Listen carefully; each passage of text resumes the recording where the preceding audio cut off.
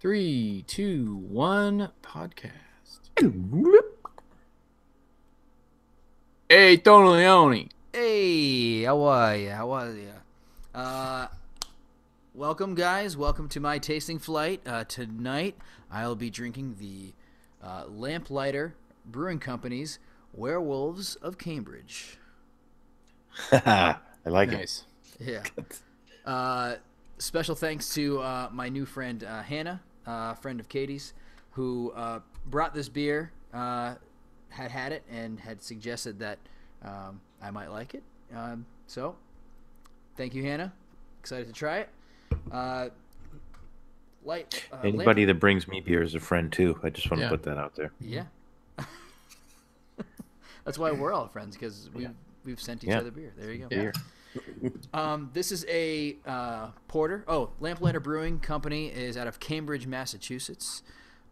They have been brewing since 2014. Their website is lamplighterbrewing.com. This is a porter. 6.3 ABV. On the website, this says 6.5. So, What do you believe, the website or the can? You believe the internets or you believe the can? I gotta believe the can, I think. That's right. We'll go 6.5. You like these cans. They say this house porter was brewed with a variety of black, crystal, and English malts. Smooth, roasty body. It's a house porter, so they don't let it outside. They don't let it outside. No, he stays in. Ton of toffee and chocolatey goodness. This beer is bound to get you howling.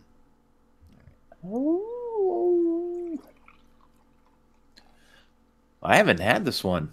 This is my neck of the woods here. Yeah. 2014, so they're fairly new. You're flipping. I mean, you're flipping. It's a new You're slipping. brewery too, right? Yes, it is. Nice. Cue up the soundbite. All right. Well, I was told we were doing some darker beers on this show. That's for the tasting pretty. Flights. So Yeah. this is nice. It's almost looks like a glass of Coca-Cola there with some nice bubbles. Kind of thin head on the top. Maybe some khaki lacing on the sides there. Like that khaki lacing. Mm-hmm. Mm-hmm. Excuse me, is that a Bugle Boy lacing you're wearing there? These are Brooks Brothers. Didn't you leave those guys? Come on, you're still wearing their clothes? Hey, listen. I got it at a discount when I worked there, okay? Hey, it's cool. No hard feelings. I can't afford them now, but It's all good. a lot of some nice like baker's chocolate, so like unsweetened chocolate. Some roastiness in there. A little bit of sweetness. I'm already sold on this one. Yeah. It smells good. It's a good time of year to drink porters, you know. Yeah. Dark Yeah, for sure. It's porter and stout season. Although San Diego, I don't know, with their chilly 40-degree weather. Yeah. All right. The head is dissipated and it's time to take a sip. Time Cheers. to drink. Boo.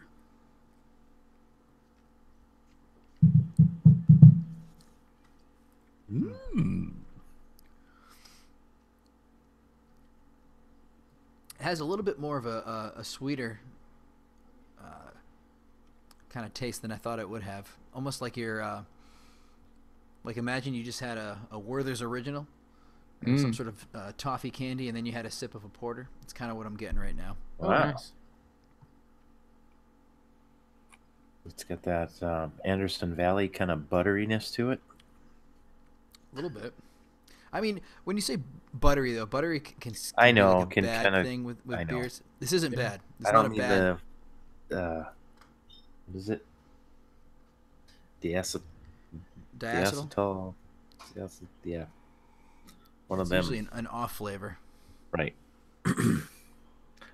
I mean the good butter, not the bad butter. Good butter. Not margarine. No, definitely not margarine. Talking about grass-fed, like real butter. Like Slow straight churn. up. Straight up.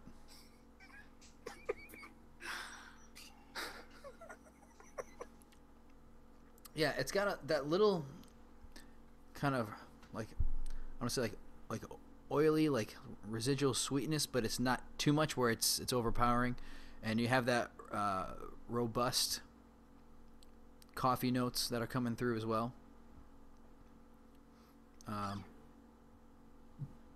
But a little. You're saying it's more on the sweeter side than you were expecting it to be. I am, but it's not. It's not something that's off-putting because it is a little sweet. Since you have that like that baker's chocolate that is not sweet at all. I think it kind of balances each other out. Yeah.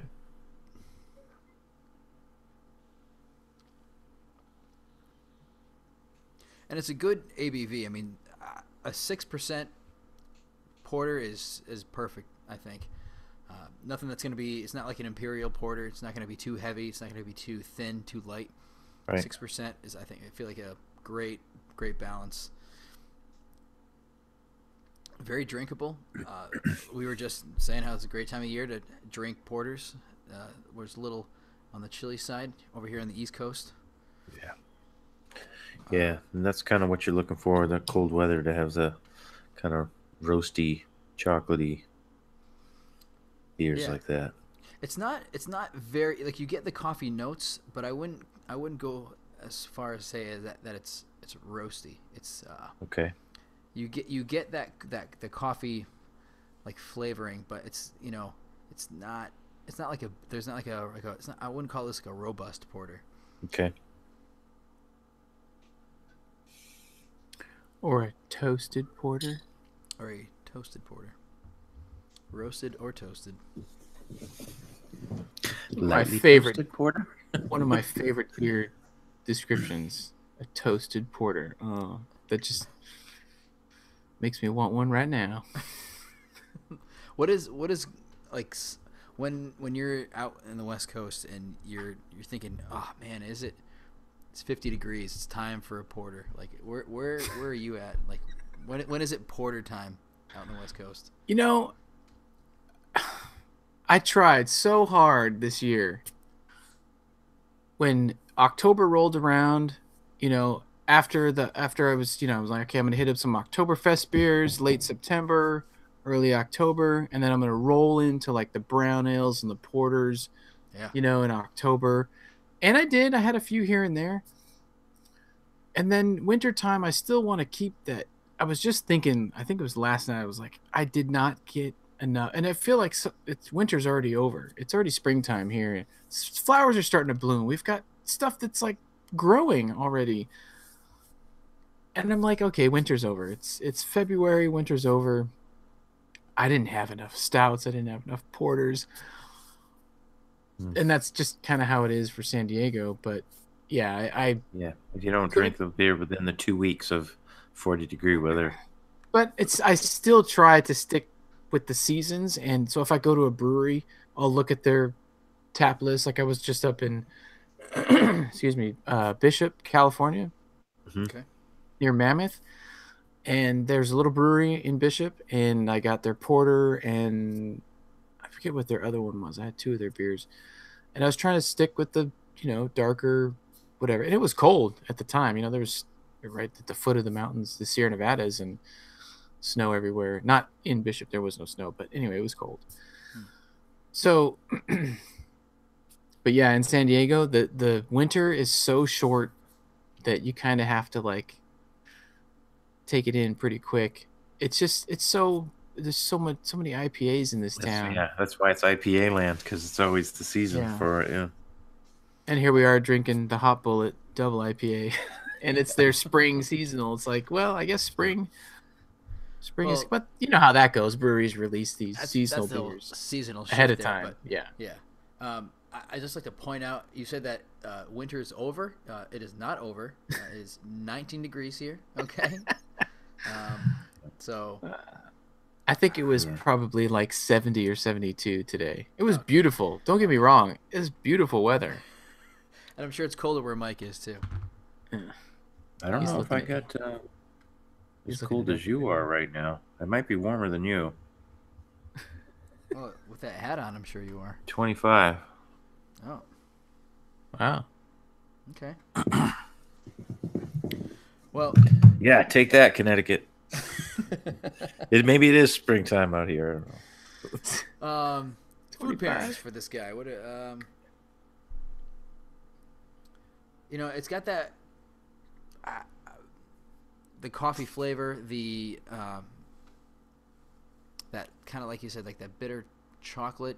I'd like to pair this with a steak, like a nice spicy steak with some like Montreal steak seasoning, like McCormick's Montreal steak seasoning. Okay. I usually like to grill, and maybe I'm just trying to think warm thoughts here. I haven't grilled in a while, but I'd like to. I enjoy grilling. I think grilling. It's also Girl Scout cookie season. Could we pair it with Girl Scout cookie, or is it too sweet? No, I think it would go well with Girl Scout cookies. Yeah, absolutely. I mean, what doesn't go good with Girl Scout cookies? It's true. The question is, which Girl Scout cookie would you want to have with this? We'll go with the Samoa. Well, they don't call them Samoas anymore, but Oh, they don't? what are they called? Caramel Delights. Yeah. The one that's got the coconut, the toasted coconut and stuff in them. They don't call them that anymore? No, it's like offensive. Oh. Ah. Sorry. Although I don't know if I was from a particular place and someone decided they wanted to name a cookie after my nationality, I wouldn't be offended. No. I'm just gonna say that now. If they come out with some kind of cookie, Girl Scout cookie next year called the Portuguese, go ahead. It's all right. You can have like a little gold. You could look like a little gold coin. I don't know. Make it taste like butter and linguiça. I really don't care. I'm not going to be offended by it. Butter and linguiça. I don't know. I couldn't think of like a butter cookie with freaking bits of linguiça hanging out of it. I don't know. I couldn't think of it. Caramelized linguiça on top of a butter cookie. There you go. Oh, there you go. I think you might have something there, That man. could be something. This is our new appetizers. I'll Here's pair hors it with- d'oeuvres. I'll pair it with a caramelized linguiça on top of a butter cookie. That's what I'm gonna pair this with. Is that a thing? Yeah, it's called the Portuguese. Portuguese. It's a new Girl Scout. Don't worry, they'll change the name. Don't worry. All right, Untapped ratings for the Werewolves of Cambridge. This clocks in at a 3.8 out of 2,653 ratings. Popular locations to drink this are the Kendall Square Cinema. Oh, in- all right, Kendall Square. Kendall Square in Cambridge, Massachusetts. Foley Stadium in Worcester, Massachusetts. Worcester. Out west. And People's Republic in, wait for it, Cambridge, Massachusetts. Right.